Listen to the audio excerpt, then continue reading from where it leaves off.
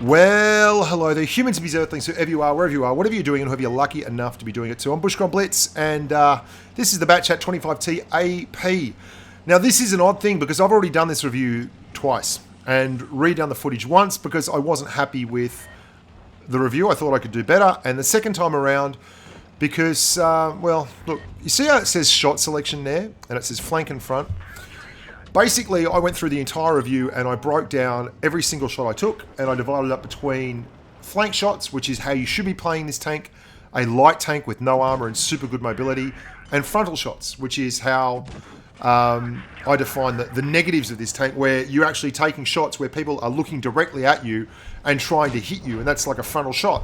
Because a lot of people have issues with the pen of this tank, and I have no issues with the pen because I drive it like this. I take it to flanks, I use the super mobility of the tank, and I get it out there to a position where you can actually put good shots into the side of tanks, which is just bloody brilliant. And you can see most of these shots are flank shots, and most of the times when I'm doing this, I'm getting it to a good position, and I'm sneaking up on tanks that are bigger and everything, and the pen's fine. But the reason I'm redoing this video has nothing to do with that. That's just why that shot selection thing is there, and you can watch that throughout the video, and it will show you the correct way to play this tank, because that is the correct way to play it. The reason I'm doing this video is because this is not a light tank, or it is, because there's a light tank symbol on it, but in no way, shape or form has the defining characteristic that we've come to expect from light tanks like the LTTB, etc. in Blitz, in that it does not have on-the-move camouflage. It's really, really odd. I don't understand why it's been done this way, but Perfect Mind on the Russian server, hats go off to hat tip to Perfect Mind. He is the fella that did the testing and found this out.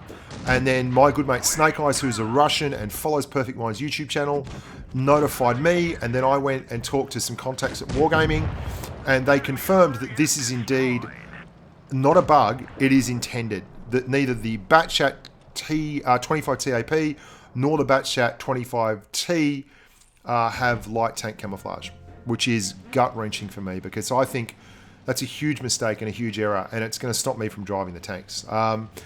All the tanks from 1 till 8 have standard light tank camo. Like all the normal lights in the French line, as far as I'm aware, and I haven't been told otherwise, have light tank camouflage, which is great because that's what you expect a light tank to have.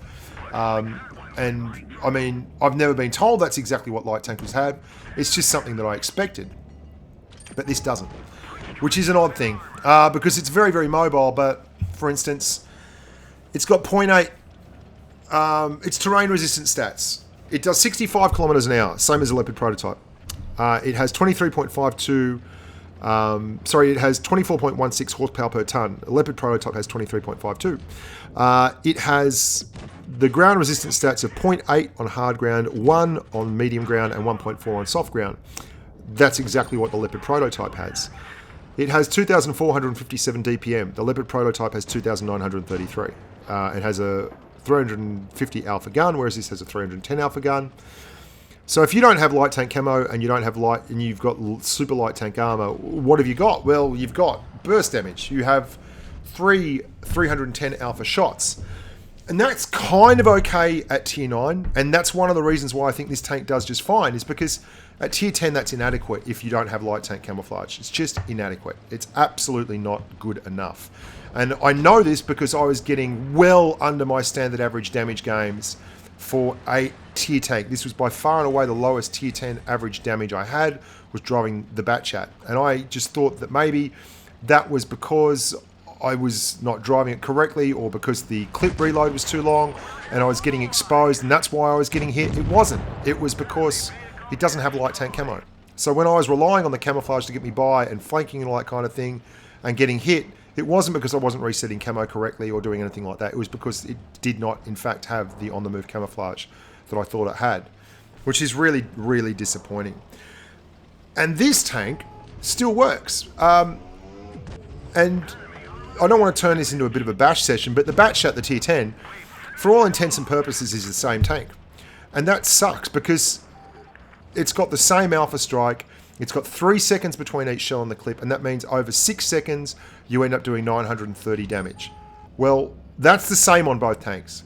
This one has 8mm less penetration and 200 less hit points. Slightly less accurate gun, but I mean, it's negligible. And when you're a peekaboom tank, well, if you've got the same alpha, which is basically what you have, then why wouldn't this be a better tank to drive? Because you're not going to see tier 10, and tier 10 has a lot of really freaking, really strong tanks. And if you're going into tier 10 with like no up in your alpha damage and just 200 more hit points, and same camo as a Leopard 1 that has 3,500 DPM versus the 2,800 that the Batchat has, like, blow me down. Why would you drive the tier 10 Batchat when you can drive a T62A or an Object 140 or a Leopard 1? I mean, the 62A and the Object 140 and the STB1 and all.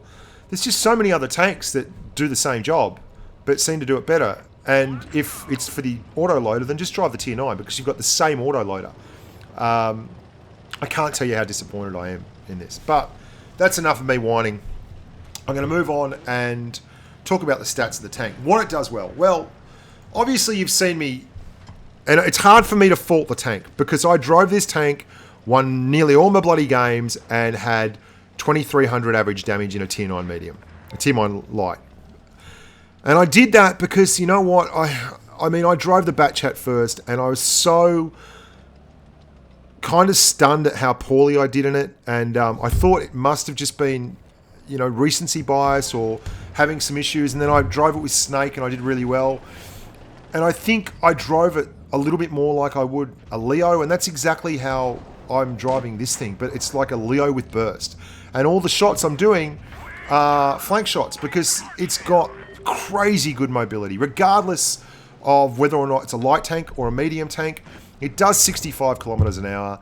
It has the best horsepower to weight ratio in its class at this tier, in mediums and lights, and it's, or in any tank at this tier. And on top of that, you know, it's got the best terrain resistance stats in its tier. So those three things combined mean that it does motor. It really, really does motor.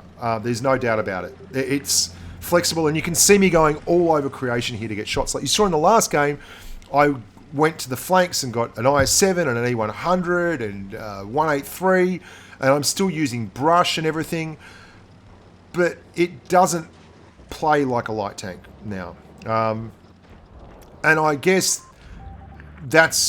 it's the reason it's hard for me to recommend that, is that if you don't have light tank camo and you're driving something this soft at tier 10, and I don't want to make this about the Batchat at tier 10 when it's the tier 9 review, you know, that's a super hard line to end up a grind with. It's really tough.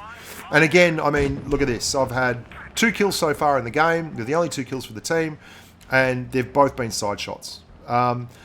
I've got an IS-3 pushing down on me, and I'm going to push up here, and there's a T-54 going to come around, and I'm going to just leave them the hell alone, use the absolutely sterling mobility that the tank does indeed possess, and go put shots in into the T-32 over here on the side, kill him, and then put shots into the side of the T-30.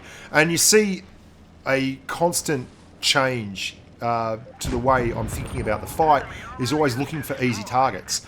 And it's quick enough that you can go and get those easy targets. So that's where I'm making a killing. And you should be playing this way anyway with all your light to medium tanks when they're very, very quick, because you can flex like no one else. I mean, you are just fantastic at flexing, and you have good camouflage, don't get me wrong, but it's just not on the move camo.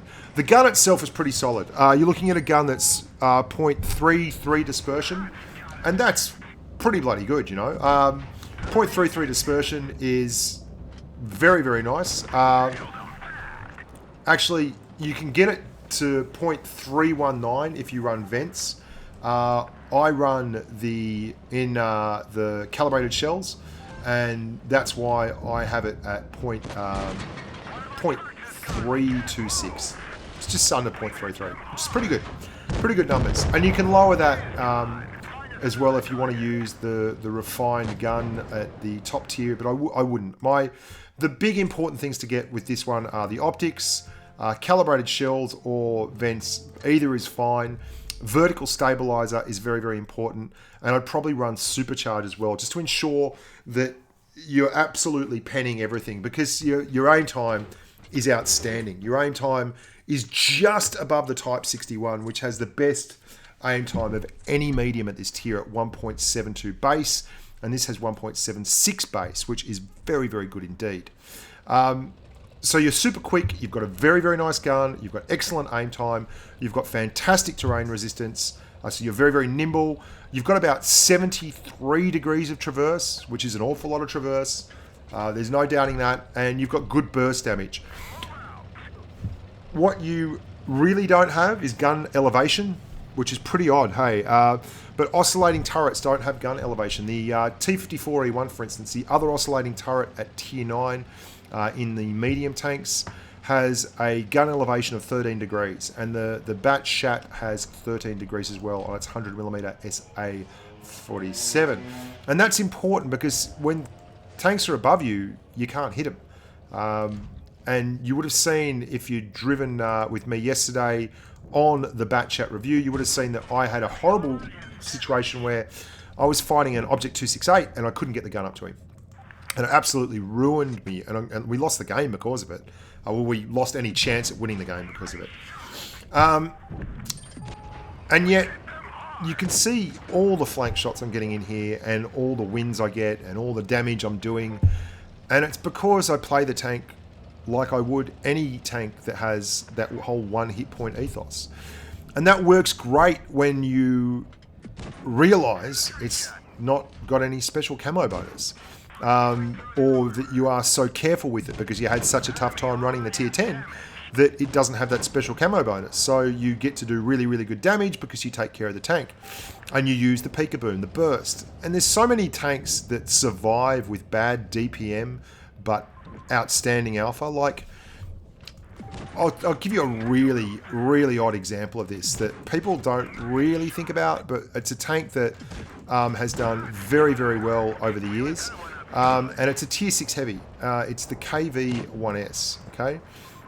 If you get the KV-1S and you look at the stats on the KV-1S when it's running the 122mm, it's got 1358 DPM. The Kuro Moro Mini has 1844. The T150 has 1633. The TOG2 has 2111.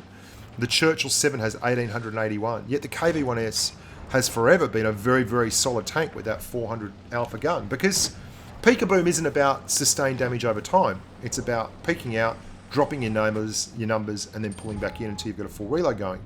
The problem with the Batchats for me with that is that you've got a 3-second gap between the shells, which means you have to be visible for 6 seconds. That T-54E1 has to be visible for 5 seconds to drop 3 shells for the exact same amount. So why wouldn't you just drive the T-54E1? Well, it's certainly not as fast as this. It doesn't have that same flying about feeling. And it's a tier 9 autoloader that goes like the clappers. So it's very, very hard not to have fun while you're driving it. But for all that, I mean, the 54E1 has 2,736 DPM, which is more, and has, you know, pretty solid gun handling and everything else. And it's already there in a line where you've got a tier 10 that ends up in the T57, which is now just a powerhouse. 8 degrees of gun depression. I mean, I'd probably drive the T54E1 I'd rate it about the same as the Batchat 25T, which is disappointing. Really disappointing for me. That's it, guys. I'm sorry to be the bearer of bad news, but it doesn't have light tank camo. It's got medium tank camo. And that's how it's been explained to me. And if that's incorrect, I apologize if we find out different in the future. But as far as I'm aware, it's not a bug. And it just wasn't announced. So no one knew about it. But there you go. Until next time, I'm Bushka on Blitz. I'm Bushka on Blitz. Look after yourselves and stay safe on the battlefield.